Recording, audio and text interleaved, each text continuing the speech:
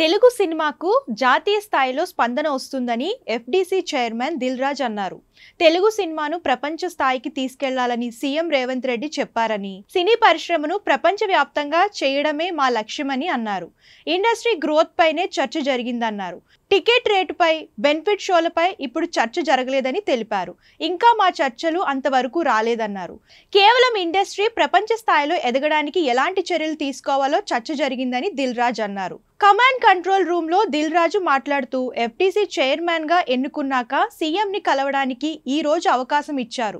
One of the best meeting ఈ రోజు జరిగింది. ఎఫ్డీసీ ఆధ్వర్యంలో సీఎం రేవంత్ రెడ్డితో సమావేశం పూర్తి చేశాము. సుమారు 2 గంటల పాటు ఈ సమావేశం జరిగింది. ఫిలిం ఇండస్ట్రీ గవర్నమెంట్ కి వారధిగా ఈ సమావేశాన్ని ఏర్పాటు చేశాను.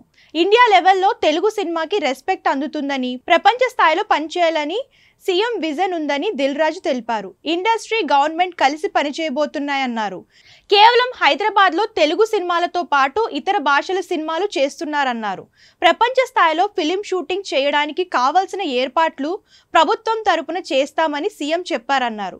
డ్రగ్స్ సమాజానికి అవసరమైన ప్రమోషన్లు చేయాలని సీఎం కోరారని దిల్ రాజు అన్నారు.